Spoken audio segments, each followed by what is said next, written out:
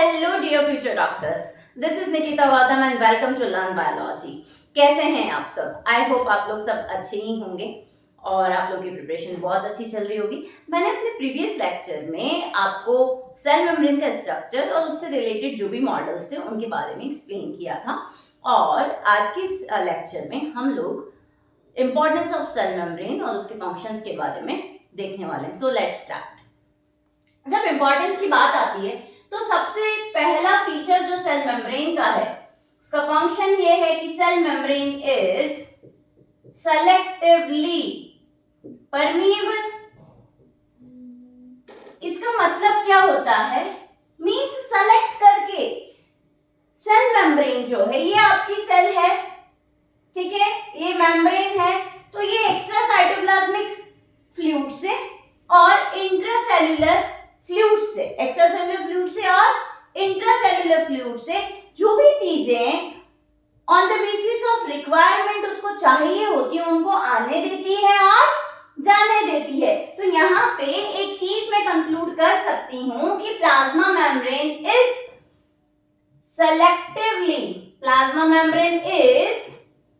selectively permeable to some molecules. Permeable to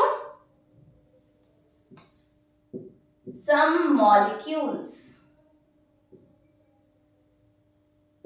okay, पहला feature समझ में आता है। फिर प्लाज्मा मेम्ब्रेन जो है उसके नेचर में फ्लूइडिटी होती है और ये मैंने आपको प्रीवियस लेक्चर में बताया भी है कि प्लाज्मा मेम्ब्रेन की ये जो फ्लूइडिटी है वो किसकी वजह से है? वो लिपिड की वजह से है, ठीक है। तो fluidity of the plasma membrane, fluidity of plasma membrane दूसरा इंपॉर्टेंट फीचर और फंक्शन के बेस पे हम बात करेंगे तो उसका एक स्पेसिफिक कैरेक्टर है कि उसके पास फ्लूइडिटी है। Fluidity of plasma membrane helps in आप कह सकते हैं किसमें हेल्प करती है? फ्लूइडिटी की वजह से सेल डिवीजन में हेल्प करती है, सेल सीक्रेशन में हेल्प करती है, फॉर्मेशन ऑफ जंक्शन में हेल्प करती है, formation of inter cellular junction में हेल्प करती है,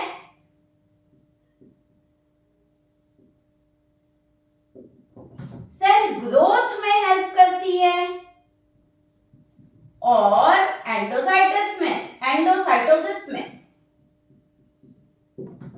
सेल डिवीजन करना है तो हमको कहना चाहिए कि सेल मेम्ब्रेन को अपना अंदर की तरफ क्लीव होना पड़ेगा। तो अगर उसमें फ्लूइडिटी या इलास्टिसिटी नहीं हुई तो नहीं कर पाएगी। सेल सीक्रेशन, चीजें बाहर की तरफ रिलीज करेंगी।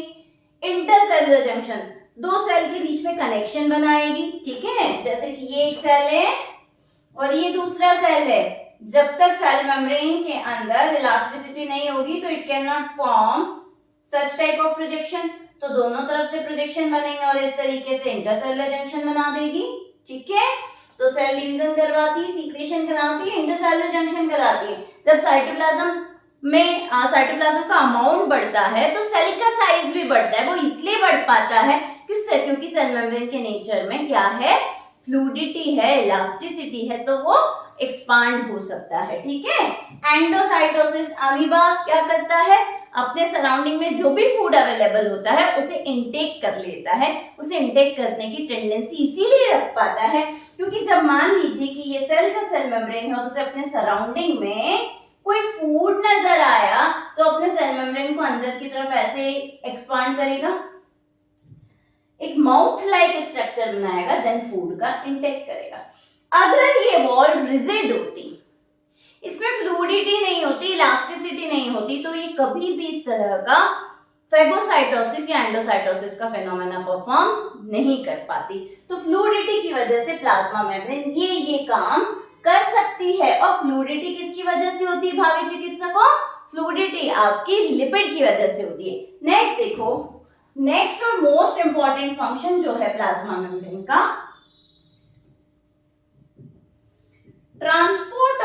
molecule, transport of molecule across the membrane, across the membrane.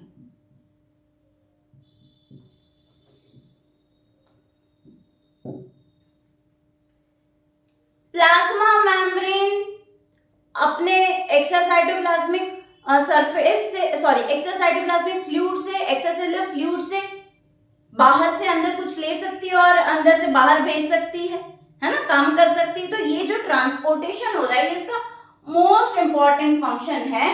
और अक्रॉस द मेम्ब्रेन जो ट्रांसपोर्टेशन होते हैं उन्हें हम दो कैटेगरी में डिवाइड करते हैं। कौन सी दो कैटेगरी में डिवाइड कर सकते हैं? आप दो कैटेगरी में डिवाइड कर सकते हैं। एक आपका है पैसिव ट्रांसपोर्ट और दूसरा आपका है active transport.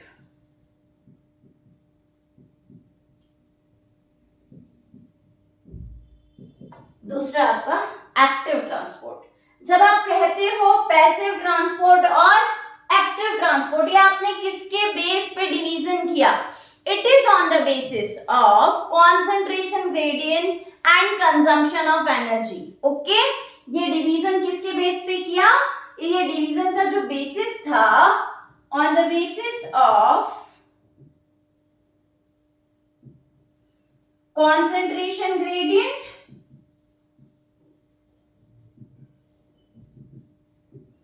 and consumption of energy, consumption of energy, energy की कंजम्पशन के बेस पे और कॉन्सेंट्रेशन ग्रेडियंट के बेस पे आपने ट्रांसपोर्टेशन को दो कैटेगरी में डिवाइड कर दिया, एक्टिव ट्रांसपोर्ट और पैसिव ट्रांसपोर्ट।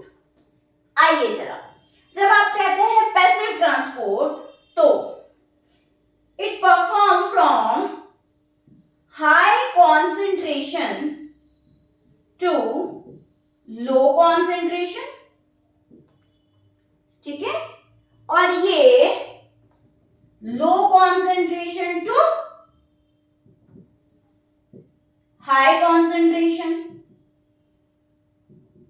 ठीक है। फिर जब आप जब आप पैसिव ट्रांसपोर्ट की बात करते हैं तो आप कहेंगे नो कंजम्पशन ऑफ एनर्जी और एटीपी। और जब आप कहेंगे एक्टिव ट्रांसपोर्ट तो हम कहेंगे energy consume in the form of ATP। इसको ऐसे याद रख सकते हो भाई, जब कहीं भीड़ वाली जगह पे जाते हैं तो धक्का मुक्की से ही किसी ने धक्का दिया और हम बाहर पहुंच गए, है ना। पर जब हम अकेले हैं तो हमें अपनी एनर्जी लगा के जाना पड़ेगा। तो ज्यादा भीड़ से कम भीड़ की तरफ जाओगे तो हो सकता है किसी ने आपको पुश किया और आप पहुंच गए, है ना। पर लो टू हाई जाओगे तो आपको एनर्जी यूज करनी ही पड़ेगी। ओके, अब पैसिव ट्रांसपोर्ट जो है वो उसमें आप कह सकते हो क्या क्या आता है? डिफ्यूजन, ऑस्मोसिस और number third facilitated diffusion. Facilitated diffusion. अब एक एक करके डिफ्यूजन, ऑस्मोसिस और फैसिलिटेटेड डिफ्यूजन के बारे में बात कर लेते हैं। आगे चलिए बच्चों, जब आप डिफ्यूजन की बात करते हैं तो आपने अपने सराउंडिंग में बहुत सारे ऐसे एग्जाम्पल देखे हैं जो डिफ्यूजन के हैं। जैसे मैंने रूम के एक कॉर्नर में अगरबत्ती लगाई, सारे रूम में उसकी फ्रेग्रेंस हो गई, वो किसका एग्जाम्पल है? वो एग्जाम्पल है आपका डिफ्यूजन का, ठीक है। आइए, तो व्हाट इज डिफ्यूजन? इसमें आप लिखोगे diffusion, movement of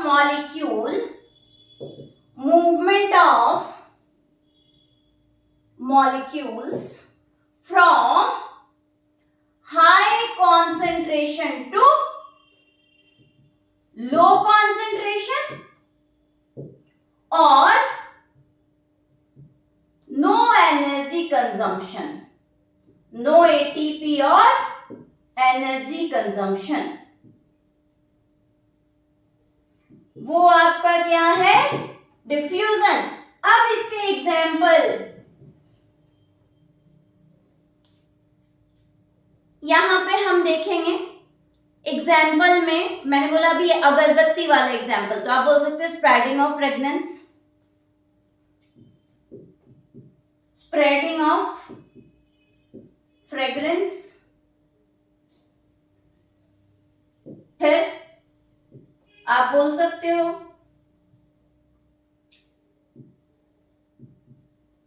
diffusion of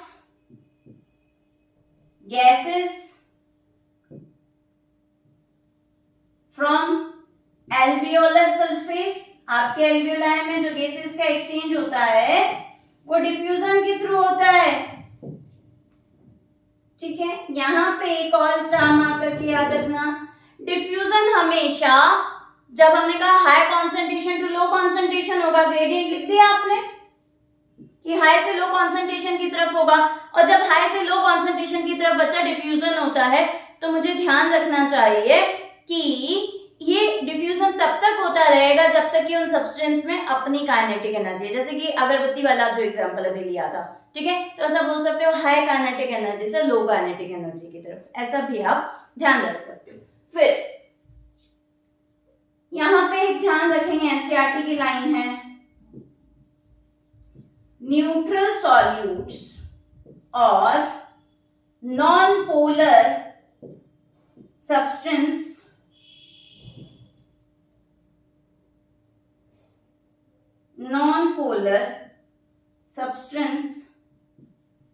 transport by lipid layer and the process कौन सा कहलाया, डिफ्यूजन। ठीक है, यहां से ये लाइन है एनसीईआरटी की, मेरे बच्चों को याद होनी चाहिए कि न्यूट्रल और नॉन पोलर जो सब्सटेंस होते हैं वो कहां से जाते हैं, बाय लिपिड लेयर से जाते हैं, और जो प्रोसेस है आप उसे क्या कहोगे, डिफ्यूजन कहोगे। ओके, चलिए इतना बच्चों को डिफ्यूजन में समझ में आता है। नेक्स्ट देखते हैं ऑस्मोसिस। अब ये बात तो पक्की है क्योंकि ऑस्मोसिस जो है पैसिव ट्रांसपोर्ट में आता है, तो it will also complete from high concentration to low concentration. ठीक है, ये कहां पे होगा, हाई कॉन्सेंट्रेशन से लो कॉन्सेंट्रेशन की तरफ। ठीक है, और इसमें भी एनर्जी नहीं यूज होगी।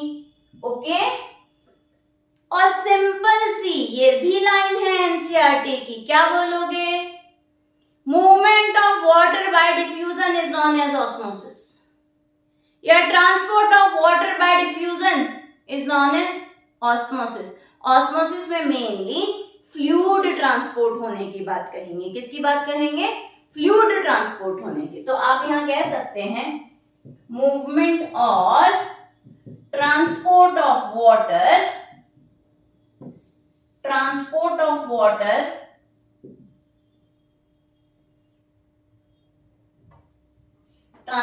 वाटर by diffusion क्या कहलाया, osmosis. Means what is osmosis, diffusion of water is osmosis, diffusion of water is osmosis।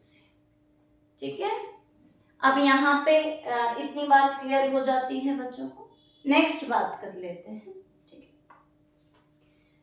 Next और हाँ थर्ड जो आप पैसिव ट्रांसपोर्ट में मैंने आपको मेंशन करवाया वो क्या है बच्चों, वो है आपका फैसिलिटेटेड डिफ्यूजन। वो क्या है आपका फैसिलिटेटेड डिफ्यूजन। फैसिलिटेटेड डिफ्यूजन कैसे याद रखेंगे इसको, डिफ्यूजन तो ओके पैसिव ट्रांसपोर्ट है।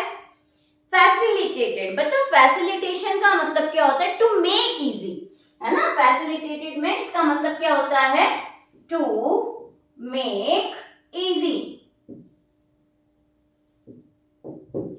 हमने कहा डिफ्यूजन हो रहा था, ठीक है, पर उस डिफ्यूजन के प्रोसेस को और इजी करने के लिए, उसे अच्छे से कंप्लीट करने के लिए मुझे कुछ स्पेसिफिक कैरियर मॉलिक्यूल चाहिए, कैरियर मॉलिक्यूल चाहिए, ठीक है। तो ऐसा डिफ्यूजन जिसमें आप कैरियर मॉलिक्यूल की हेल्प से ट्रांसपोर्ट करते हो वो आपका क्या कहलाता है, फैसिलिटेटेड डिफ्यूजन, जिसमें आप डिफ्यूजन के प्रोसेस को और ज्यादा इजी बना देते हो बाय यूजिंग कैरियर मॉलिक्यूल। ये मैंने इसलिए कहा था कि आपको ये याद रह जाए, है ना। Facilitate means to make easy, you are using some carrier molecules to transport substance, ठीक है। तो आइए जरा कैसे इसको डिफाइन करेंगे। डिफ्यूजन है तो ये भी हाई टू लो, एनर्जी का consumption, no consumption of ATP, ठीक है। उसके बाद इट यूज कैरियर मॉलिक्यूल, क्या यूज कर रहा है, कैरियर मॉलिक्यूल यूज कर रहा है, ठीक है। फैसिलिटेटेड डिफ्यूजन में जैसे एक बच्चे का एग्जांपल मैं हमेशा देती हूँ कि कई बार जब छोटा बच्चा चलना ही सीखता है तो थोड़ा धीरे धीरे धीरे धीरे चलता है, उसे अच्छे से पैर नहीं रखे जाते, और जब मम्मी उसकी आती है तो उसका हाथ पकड़ती है तो वो उसकी स्पीड तेज हो जाती है। तो यहाँ पे कैरियर मॉलिक्यूल भी यही करेगा, ठीक है। तो आप ध्यान रखें, क्या ये आपकी प्रोटीन है, ठीक है, ये कैरियर है, कैरियर प्रोटीन है, ठीक है। ये आपकी बायोलिपिड लेयर है,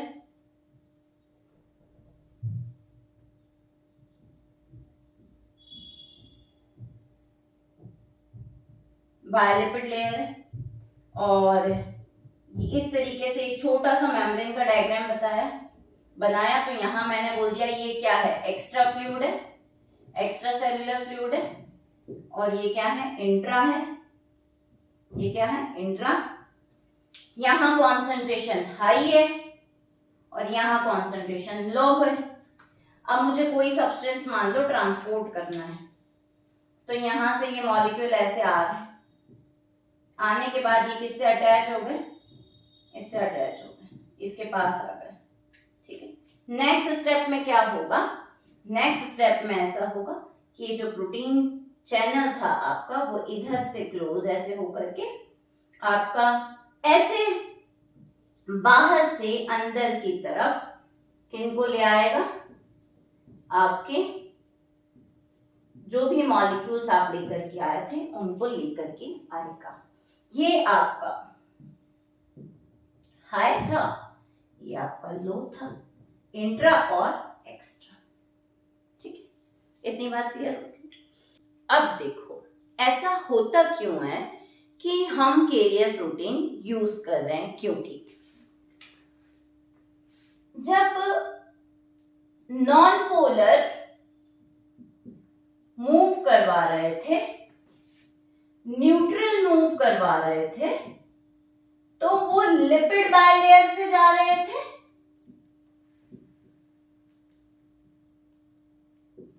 पर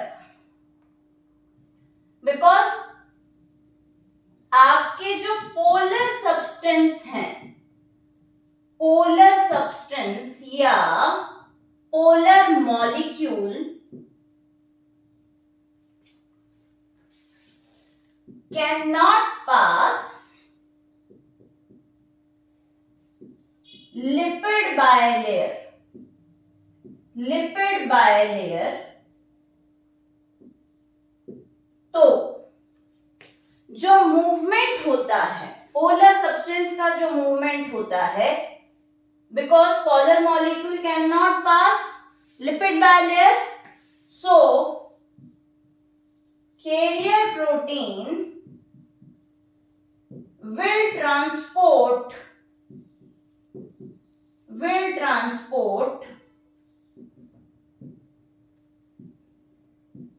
such type of molecule।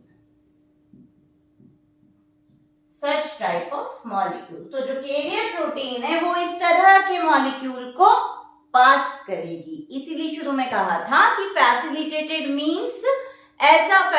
Means to make easy means ऐसा डिफ्यूजन जिसमें आपके जो पोलर सब्सटेंस है वो लिपिड बायलेयर से नहीं जा पा रहे थे, तो उनके मूवमेंट को आपको क्या करना है, अच्छे से करवाना है, उन्हें पास करना है। तो अब आप यूज करेंगे कैरियर प्रोटीन और कैरियर सब्सटेंस वहां पे यूज करेंगे। By the help of that substance आपके जो पोलर सब्सटेंस है या हाइड्रोफिलिक सब्सटेंस है वो वहां से पास हो जाएंगे। किससे पास हो जाएंगे?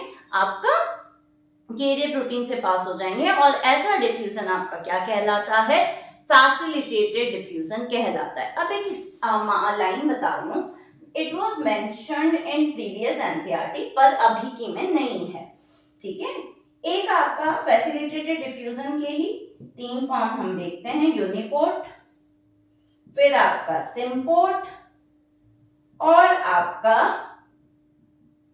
एंटीपोर्ट। मान लीजिए ऐसे समझेंगे, आपका एक प्रोटीन है कैरियर प्रोटीन, ठीक है, उससे यूनि मतलब एक, ट्रांसपोर्ट करा रहे हो, सिर्फ एक ही अपनी मर्जी से जा रहा है, इंडिपेंडेंटली मूव कर रहा है, यूनिपोर्ट। सिम मतलब हम यहाँ पे कह सकते हैं साथ साथ, ठीक है। तो साथ साथ की जब आप बात कर रहे हो तो एक यहां से ए मॉलिक्यूल जा रहा है और दूसरा यहां से बी मॉलिक्यूल जा रहा है, दोनों एक ही डायरेक्शन में जा रहे हैं, ए और बी। ये क्या हो गया? सिम्पोर्ट। एंटी मतलब एक दूसरे के एंटी, अपोजिट, ठीक है। तो फिर जाएंगे, अब आप ऐसा कह सकते हो कि ए जो है यहां से यहां जाएगा, तो बी है वो यहां से यहां आएगा। ये आपका ए हो गया, ये आपका बी हो गया, ठीक है। तो आपसे पूछा जाए सिम्पोर्ट, यूनिपोर्ट और एंटीपोर्ट क्या है, तो ये भी किसी के अंदर आते हैं, फैसिलिटेटेड डिफ्यूजन के अंदर ही आते हैं। आई होप बच्चों को इतनी बात क्लियर होती है, ठीक है। अब एनसीईआरटी का एक स्टार मार्क पॉइंट बता रही हूँ, उसे नोटबुक के टॉप पे लिख लें, अपनी एनसीईआरटी में उसको अंडरलाइन कर लें, उसको समझें अच्छे से, ठीक है। देखिए, जब आप वाटर की बात करते हैं, ठीक है, तो वाटर मूव्स बाय, ठीक है, वाटर कैसे मूव करता है या वाटर का कैसे ट्रांसपोर्टेशन होता है, तो वाटर का जो ट्रांसपोर्टेशन होता है वो एक्वापोरिन से होता है। किससे होता है वाटर का ट्रांसपोर्ट? जो है वाटर का ट्रांसपोर्ट बाय एक्वापोरिन्स, ठीक है, वाटर ट्रांसपोर्ट बाय एक्वापोरिन्स, ठीक है। एक्वा मतलब वाटर, पोरिन्स मींस ऐसे चैनल्स जो वाटर को अलाउ कर रहे हैं, वो एक्वापोरिन्स हो गए, ठीक है।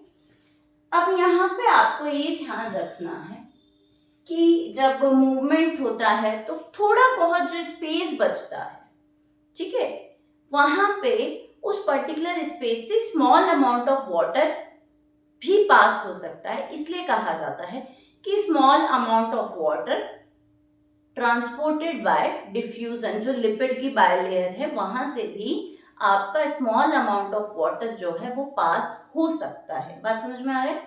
तो वाटर ट्रांसपोर्ट बाय एक्वापोरिन्स, ठीक है, पर very small amount of water transported by diffusion, वो जो लिपिड वाला प्लेस है वहां पे थोड़ा सा स्पेस आ जाता है, उसमें से भी स्मॉल अमाउंट ऑफ वाटर जो है वो आपका क्या कर सकता है? पास हो सकता है। ओके, इतनी बात समझ में आती है, ठीक है। अब आगे देखते हैं एक्टिव ट्रांसपोर्ट।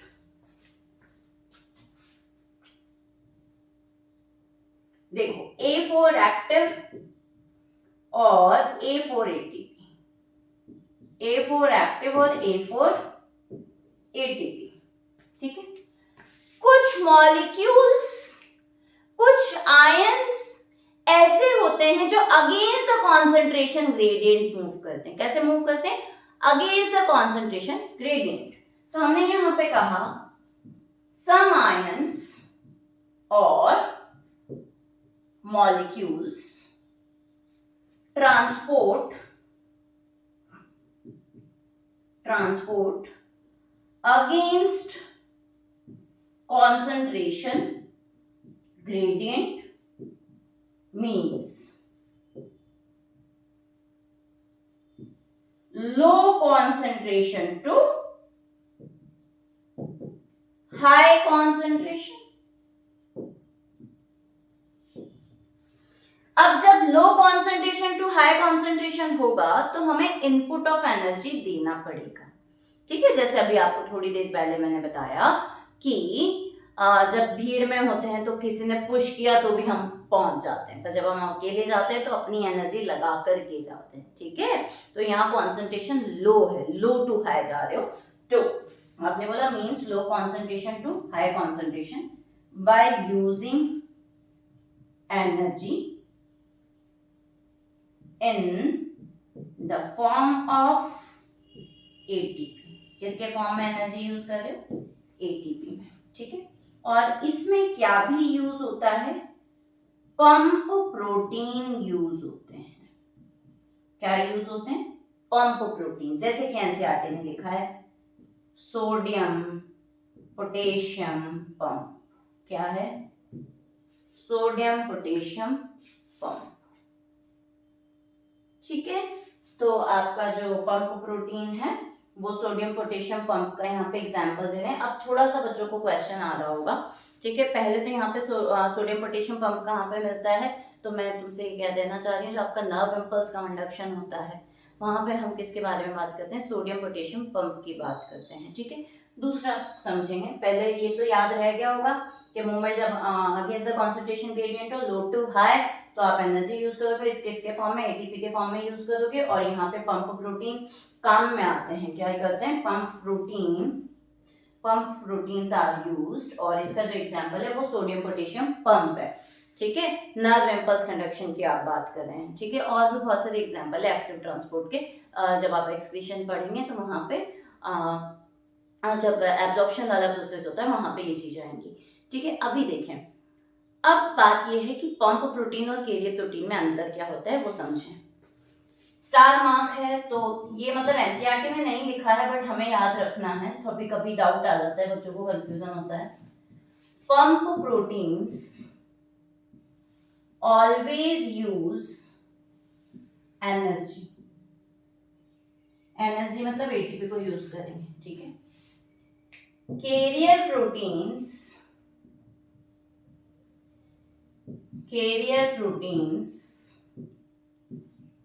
may और may not be, ठीक है।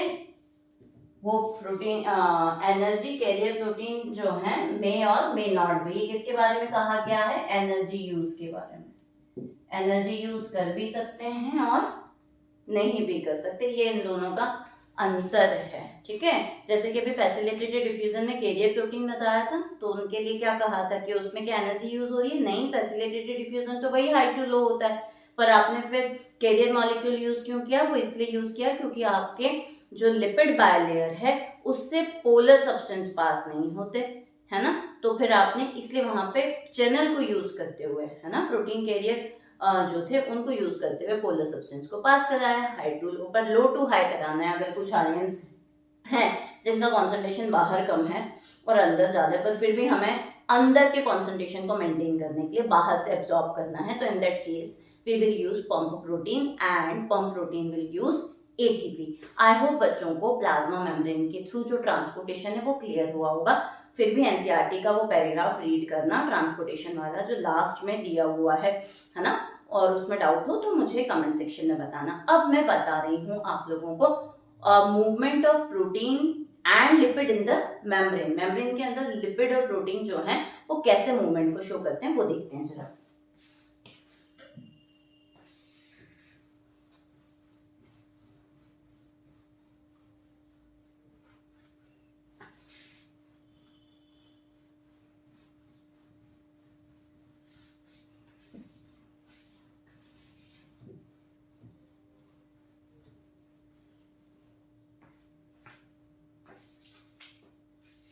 movement of lipid in membrane, ये एक बात होगी, ठीक है। और दूसरा आपका मूवमेंट ऑफ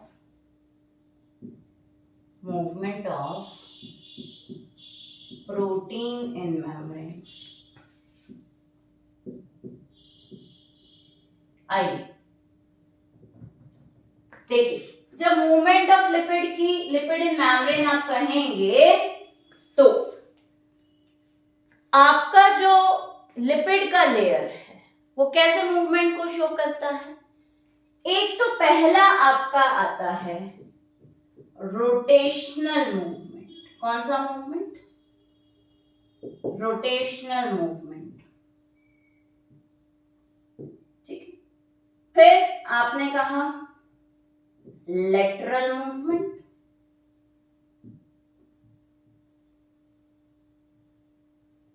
और फ्लिप फ्लॉप मूवमेंट।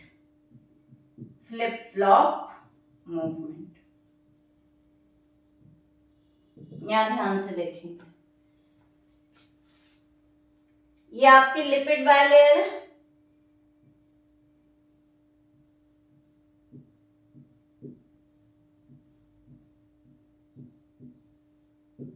ठीक है। अब समझो, ये लिपिड बायलेयर आपने कह दिया ऐसे लिपिड बायलेयर है, ठीक है। ये अपनी पोजीशन में या तो ऐसे मूव कर रही है, ऐसे या ऐसे, ठीक है। ऐसे नीचे वाला भी ऐसे या ऐसे मूव करेगा।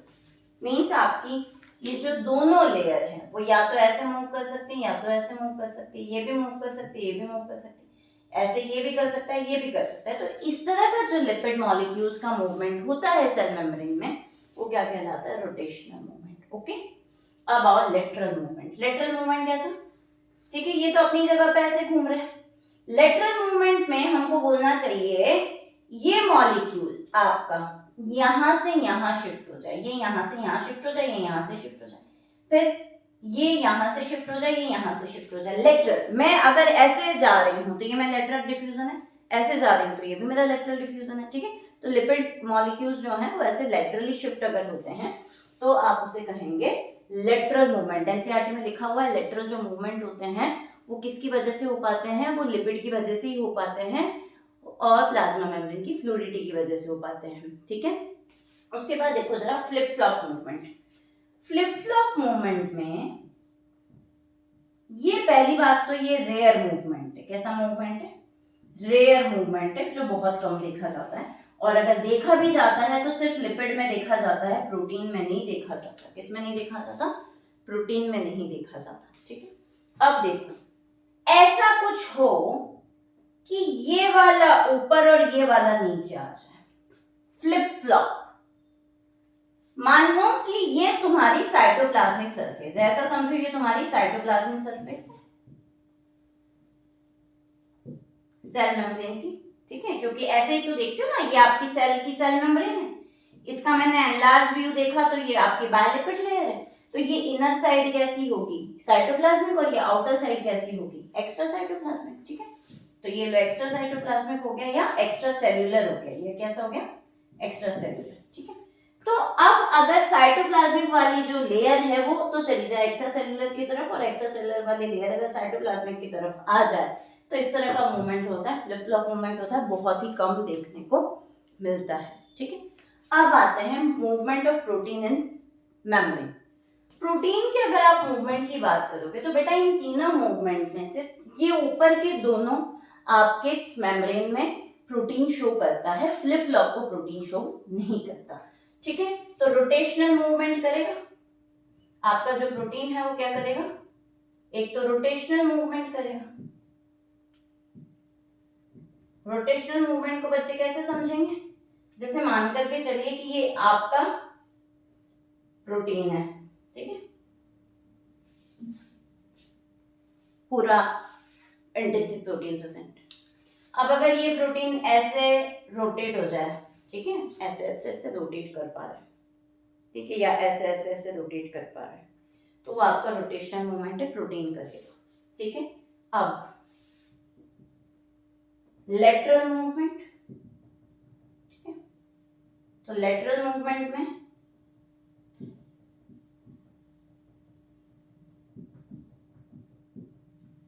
देखो ये आपकी लिपिड बायलेयर थी,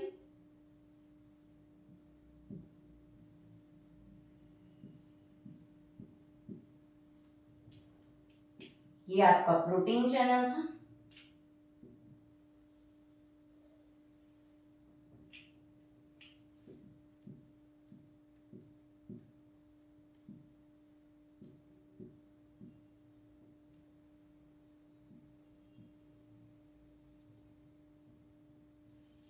ठीक है। तो अब अगर लेटरल मूवमेंट मतलब यहां से यहां भी हो सकता है, यहां से यहां भी हो सकता है, अभी बताया ना मैंने तुमको, तो लिपिड की फ्लूइडिटी की वजह से, क्वासी फ्लूइड नेचर की वजह से ये यहां से यहां भी शिफ्ट हो सकता है, यहां भी शिफ्ट हो सकता है, ये लेटरल मूवमेंट। और प्रोटीन आपका जो है फ्लिप फ्लॉप मूवमेंट को शो नहीं करेगा। ठीक है, अब आपका जो थर्ड कंपोनेंट है वो कार्बोहाइड्रेट था। कार्बोहाइड्रेट में आपने ग्लाइकोप्रोटीन और ग्लाइकोलिपिड की बात कही थी, वो किस में हेल्प करते हैं, सेल टू सेल रिकॉग्निशन में हेल्प करते हैं, एज अ रिसेप्टर एक्ट करते हैं, बाहर से कुछ भी आता है तो सरफेस पे आकर के अटैच होगा, उस स्ट्रक्चर पे आकर के अटैच होगा। तो आई होप को बच्चों का ये वाला पॉइंट क्लियर हुआ होगा। ठीक है, कंक्लूजन के फॉर्म में क्या याद रहा, मतलब एक जैसी चीजों से एक जैसा पास होगा। ठीक है, जैसे कि मेरे कहने का मतलब ये है, पोलर सब्सटेंस आपके प्रोटीन चैनल से पास होंगे, ठीक है, नॉन पोलर जो सब्सटेंस है या न्यूट्रल सब्सटेंस है वो आपकी लिपिड बायलेयर से पास होंगे, जो कि खुद नॉन पोलर होती है। ठीक है, उसके अलावा मूवमेंट ये आपके सामने रहे। ट्रांसपोर्टेशन की बात करोगे तो आपका होता है पैसिव और एक्टिव। पैसिव में एनर्जी नहीं लगता, एक्टिव में लगता है। ठीक है, passive high to low, active low to high. ठीक है, और पैसिव के 3 टाइप है, डिफ्यूजन, आपका ऑस्मोसिस और फैसिलिटेटेड डिफ्यूजन। आपसे पूछा जाएगा एक्टिव ट्रांसपोर्ट से कौन सा डिफ्यूजन सिमिलैरिटी रखता है, तो मेनली फैसिलिटेटेड डिफ्यूजन रखता है। क्यों रखता है, उसमें उससे एक सिमिलरिटी है, एक डिसिमिलरिटी। सिमिलैरिटी ये कि उसमें भी आप कहीं ना कहीं कैरियर मॉलिक्यूल को यूज कर रहे हो ट्रांसपोर्ट करने के लिए, और एक्टिव ट्रांसपोर्ट में भी आप यूज करते हो। ठीक है, दूसरा एक्टिव ट्रांसपोर्ट में एनर्जी का कंजम्पशन होता है, फैसिलिटेटेड डिफ्यूजन में एनर्जी का कंजम्पशन नहीं होता।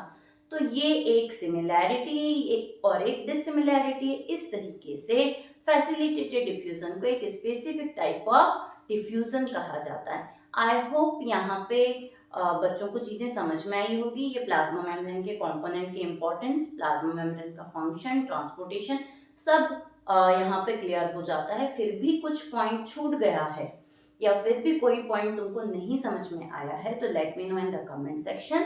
और आपको वीडियो अच्छा लगा है तो hit like, share and subscribe. Thank you मेरे भावी चिकित्सकों।